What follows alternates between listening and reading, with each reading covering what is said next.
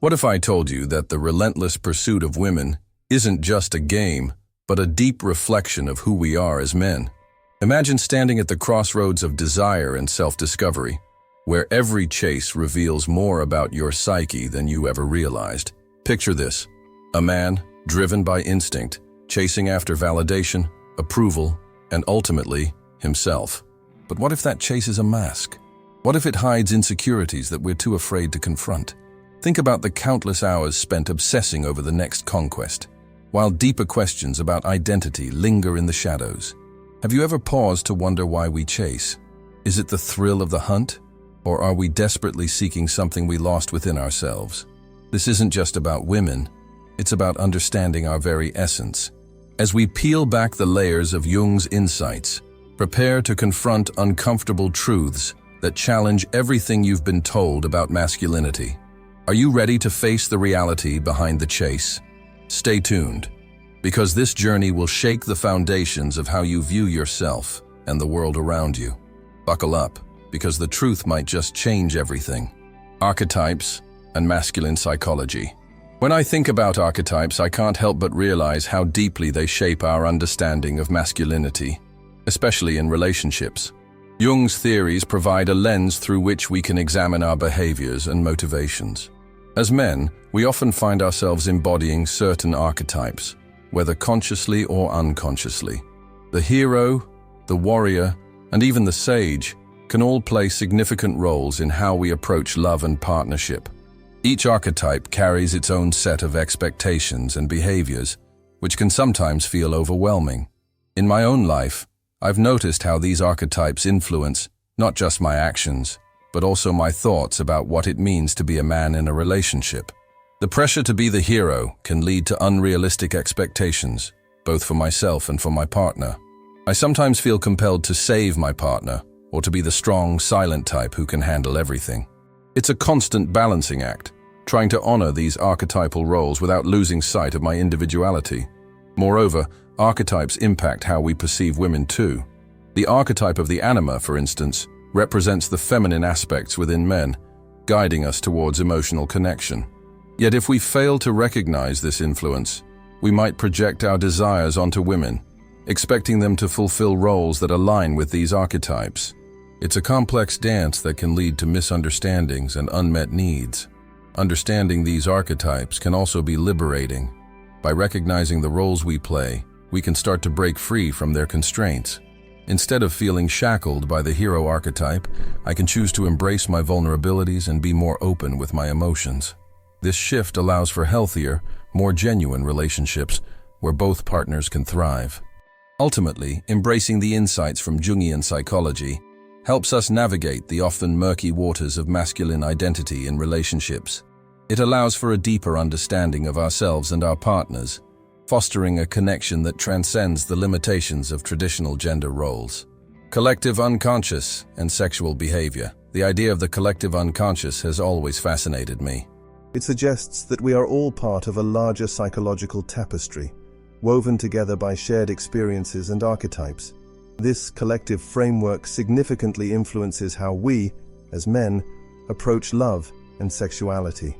It's almost as if there's an invisible script that guides our interactions with women, shaped by cultural narratives and historical contexts. In my experience, I've felt these collective patterns at play. For instance, the narratives around masculinity often emphasize dominance and conquest, which can skew our perceptions of what it means to be a man in love. When I look back at my dating history, I can see how societal expectations colored my behavior, making me sometimes more focused on winning a woman's affection rather than building a genuine connection. These deep-seated beliefs can lead to a disconnect in how we engage with women.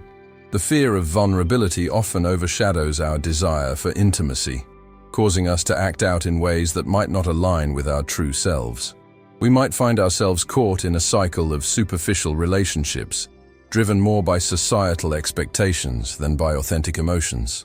On the flip side, acknowledging the influence of the collective unconscious can serve as a wake-up call. It allows us to question the narratives we've internalized and encourages us to seek out healthier, more fulfilling ways to connect with women. By challenging these collective beliefs, I've found myself more open to exploring deeper emotional connections, rather than merely focusing on physical attraction. In essence, recognizing the role of the collective unconscious in shaping our sexual behavior can lead to a more profound understanding of ourselves and our relationships. It encourages us to break free from outdated paradigms and forge connections based on mutual respect and genuine affection.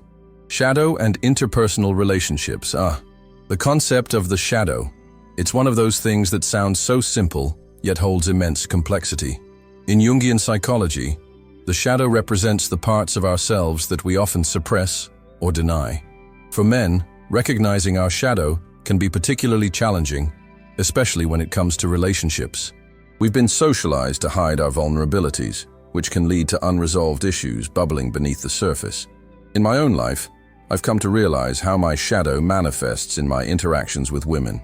For instance, anger or jealousy that I've tried to suppress can rear its ugly head at the most inconvenient times. It's often in those moments of emotional upheaval that I catch a glimpse of my shadow and realize how much it influences my relationships. The fear of being seen as weak can make us act out in ways that are counterproductive to building strong connections. Moreover, our shadow can lead to projection. I've noticed that when I'm not in touch with my own insecurities, I might project those feelings onto my partner. This can create a toxic cycle where I'm attributing my fears and doubts to her, rather than taking responsibility for my emotions. The result? A strained relationship that could have been nurtured through open communication and self-awareness. Recognizing the shadow is not just about confronting uncomfortable emotions. It's also about understanding how these feelings impact our dynamics with others. By integrating these aspects of ourselves, we can approach relationships with a greater sense of authenticity. This journey towards self-acceptance allows for healthier interactions, where both partners feel seen and valued. Ultimately, the exploration of the shadow can be a transformative experience. It encourages us to embrace our full selves, fostering deeper connections and paving the way for more meaningful relationships. Oedipus complex and relationships with women. The Oedipus complex is one of those concepts that often raises eyebrows, but its implications for adult relationships are profound. At its core, it speaks to our early attachments and how they shape our preferences and behaviors in adulthood. For men, this often manifests in our relationships with women, as we might unconsciously seek partners who reflect qualities of our mothers. In reflecting on my own relationships, I can see how this complex has played a role. There's a certain familiarity in dating women who possess traits reminiscent of my mother, whether it's their nurturing nature or their strong opinions. Initially, I didn't recognize this pattern, but as I began to understand the psychological underpinnings, it became clear how my early experiences influenced my adult choices. However, this dynamic can also be fraught with challenges. The expectations and ideals we associate with our mothers can create unrealistic standards for our partners. I found myself getting frustrated when a partner doesn't meet these unspoken criteria, leading to dissatisfaction in the relationship. It's a cycle that can be hard to break, especially when we're unaware of its origins. Moreover, the Oedipus complex can complicate our ability to form healthy emotional attachments. If we're unconsciously seeking maternal figures, we may struggle to see our partners as equals. This imbalance can create tension and resentment, ultimately undermining the foundation of the relationship. Understanding the Oedipus complex encourages us to reflect on our past and recognize its influence on our present. By doing so, we can begin to consciously choose partners who align with our values and desires, rather than simply replicating past patterns. This awareness opens the door to healthier, more balanced relationships, where both partners can flourish. Anima and the search for connection. When I think about the concept of anima, I can't help but reflect on how deeply it influences the way men like me seek connection with women. Anima, in Jungian psychology, represents the feminine aspect within a man's unconscious. It's almost like having this inner guide that shapes my perceptions and desires in relationships. I find that when I tap into this part of myself, I'm able to connect on a deeper level with women, seeing them not just as potential partners, but as individuals with their own complexities and depths. In my experiences, it's often easy to get caught up in the superficial aspects of dating. I've been there, focusing on looks, status, or even what my friends think. But when I start to embrace my anima, I notice a shift in how I approach relationships. I seek authenticity and emotional resonance instead of just ticking boxes. This part of me pushes me to appreciate the richness of a woman's personality, her thoughts, and her dreams, rather than simply viewing her through a lens of desire. Moreover, the anima can create a bridge for communication. When I engage with this inner aspect, I am more attuned to emotional cues, which allows for deeper conversations. I've had moments where I felt a connection that transcended physical attraction, and it's always been when I've allowed my anima to guide me. In these instances, I've learned that vulnerability can be a strength rather than a weakness, opening doors to a more profound intimacy. However, I also realize that not every man is aware of his anima or how to integrate it into his life. Many often suppress this side, leading to missed opportunities for genuine connections. I've seen friends struggle in their relationships, projecting their desires without understanding the deeper emotional needs of their partners. It's a reminder of how vital it is to embrace the feminine within us, as it helps us foster healthier and more fulfilling relationships. Ultimately, recognizing the anima can lead to significant personal growth. It encourages me to explore my emotional landscape, understand my desires, and approach women with a sense of empathy. When I actively engage with this part of myself, I find that the connections I form are often richer and more meaningful.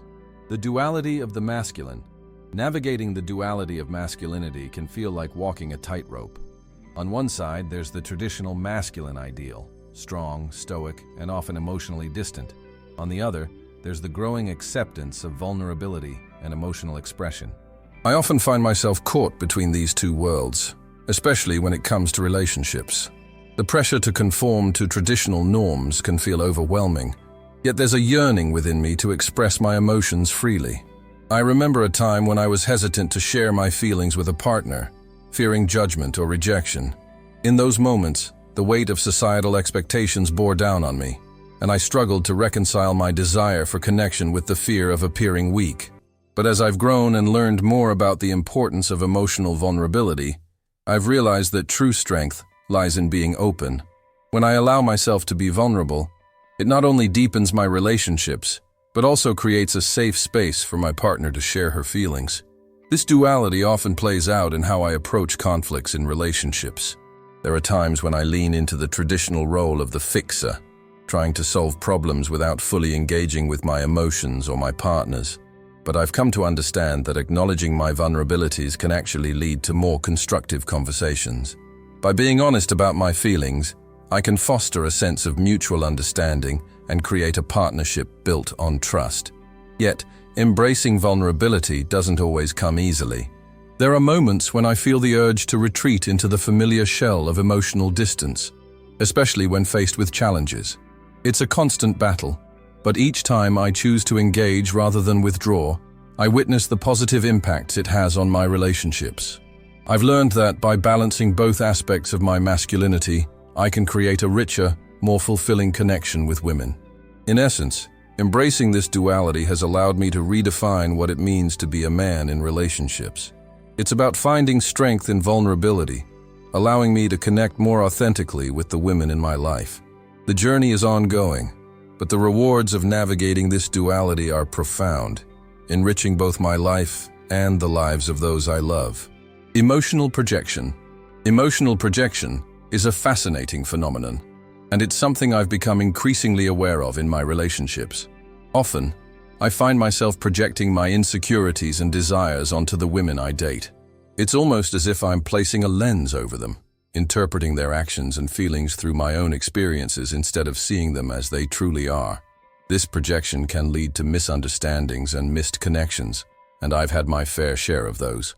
For instance, when I feel insecure about my career or appearance, I might project those feelings onto a woman I'm interested in, assuming she views me in the same critical light. I've caught myself overanalyzing her reactions, convinced that she's judging me when, in reality, she's probably focused on her own concerns. This tendency to project can create unnecessary tension in relationships, leading to moments of doubt and frustration. I've also noticed that projection can manifest in the kind of expectations I place on women. When I have unfulfilled desires or dreams, I sometimes find myself expecting my partner to fulfill those gaps for me. It's an unfair burden to place on someone else, but it's easy to slip into that mindset without realizing it. Recognizing this pattern has been crucial. It's taught me the importance of self-awareness and the need to take responsibility for my own feelings. To combat this, I've made a conscious effort to communicate openly with my partners. Instead of assuming I know what they're thinking or feeling, I try to ask questions and engage in honest dialogue. This shift has not only improved my relationships, but has also encouraged my partners to share their own feelings and insecurities, fostering a space of mutual understanding. Ultimately, addressing emotional projection has been a journey of self-discovery. By learning to recognize when I'm projecting my feelings onto others, I can work on understanding my emotions better. This self-awareness leads to healthier relationships, allowing me to appreciate the women in my life for who they are rather than who I want them to be. It's an ongoing process, but each step brings me closer to meaningful connections built on authenticity and understanding. The cultural and social influence. It's fascinating how deeply the cultural and social norms shape how we, as men, interact with women. Growing up, I found myself absorbing these unspoken rules like a sponge. From the way movies depict masculinity to the expectations of my peers, it all contributed to a blueprint of behavior that I often felt I had to conform to. It's almost as if there's this invisible handbook that dictates how I should express my feelings and pursue relationships. I remember my teenage years, where the idea of being tough and emotionally stoic was glorified. Any show of vulnerability was met with eye rolls or worse, teasing. This cultural conditioning made it hard for me to express affection openly. I often found myself pushing down emotions that didn't fit the masculine mold. The result? A lot of confusion and misunderstandings in my relationships. The pressure to conform to these societal expectations sometimes led me to act in ways that didn't align with who I truly was. Moreover, these societal norms can create a sense of entitlement in how we view relationships. Many times, I've seen men approach dating as a game, often disregarding the emotions and desires of the women involved. This stems from a cultural narrative that treats women as conquests rather than partners. It's a harsh reality that I've had to confront in my own life, recognizing that part of the challenge is unlearning this narrative and approaching relationships with mutual respect and understanding. Cultural influences also extend to the portrayal of gender roles in the media. The archetypes we see, whether it's the suave hero or the heartthrob, reinforce certain behaviors that many men feel pressured to emulate. I've found that these representations can distort our perceptions of what it means to be a man in love. Being aware of these influences has helped me navigate my own expectations and has encouraged me to seek out more authentic connections. In essence, understanding the cultural and social influences at play has been crucial for my growth. It's a journey of breaking free from outdated beliefs and striving for a more equitable view of relationships. By recognizing these patterns, I can approach my connections with women not just as a product of societal expectations, but as genuine partnerships grounded in mutual respect. Personal development and relationships. When it comes to personal development, I've realized how crucial self-awareness is in building healthy relationships. For a long time, I thought I could just dive into dating without understanding myself. But the more I explored my own thoughts, feelings, and motivations, the clearer my relationships became. Each interaction became a reflection of my own level of self-acceptance and confidence. I recall a time when I was caught in a cycle of unhealthy relationships, often choosing partners based on superficial qualities rather than compatibility. It wasn't until I committed to personal growth, through therapy, self-help books, and honest conversations with friends, that I began to break this pattern. I learned that understanding my own needs and shadows was essential in finding someone who truly matched my vibe. Moreover, the journey of self-discovery often led me to confront past traumas and insecurities. I had to ask myself hard questions about what I wanted in a partner and why I made certain choices. This introspection wasn't easy, but the payoff was worth it. The more I understood my own emotions, the better I became at communicating them.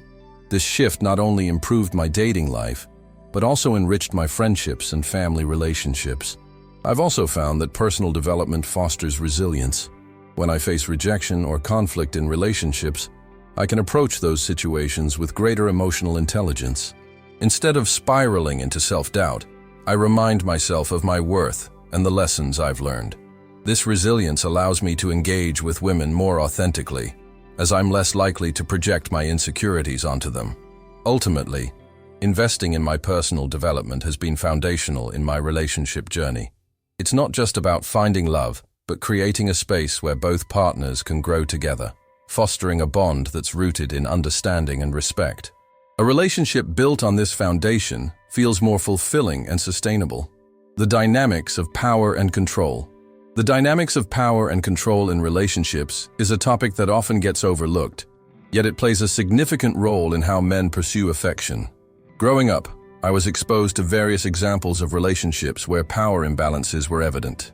Whether it was through subtle manipulation or overt control, I began to see how these dynamics could shape the course of a relationship. In my own experiences, I've witnessed how some men might feel the need to assert dominance to feel secure. It's a misguided belief that being in control equates to being loved or respected. I remember a relationship where my partner seemed more confident, which made me insecure. I found myself trying to control aspects of the relationship to reclaim a sense of power, not realizing that this behavior was detrimental to both of us. The realization that power dynamics are not just about control, but also about vulnerability has been eye-opening. True connection comes from a place of equality, where both partners feel safe to express their needs and insecurities. I've learned that it's essential to approach relationships with a mindset of collaboration rather than competition. This shift has allowed me to build healthier connections, where both partners can thrive. Moreover, the societal narrative surrounding masculinity often glorifies the idea of being the provider or the protector. However, this can create unrealistic expectations that can lead to unhealthy power dynamics. The pressure to fulfill these roles can lead to resentment and a lack of emotional intimacy. I've come to understand that real strength lies in being open, honest, and willing to share the emotional load. In the end, navigating the complexities of power and control in relationships has been a journey of learning and growth. By recognizing these dynamics, I've been able to cultivate more equitable partnerships, ones that are built on mutual respect and understanding rather than control and dominance. This change has not only enriched my relationships, but has also empowered me to embrace a more authentic version of myself. As we wrap up this deep dive into Jung's insights, I want you to really reflect on what we've discussed. Are we simply chasing after a fleeting thrill? Or is there something deeper driving our actions? Think about it.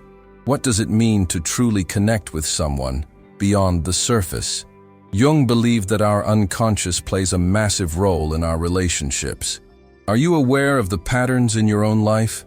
It's time to ask yourself, are you the hunter, or have you found yourself in the role of the prey? This dynamic isn't just about attraction.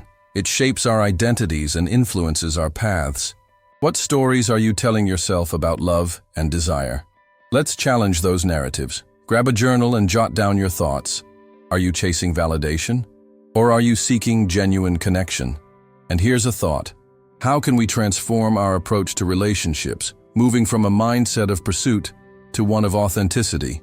Stay tuned, because in our next video, we'll unravel more layers of Jung's theories and explore how they apply to modern dating. Don't forget to hit that subscribe button and join me on this journey of self-discovery. What will you uncover about yourself next?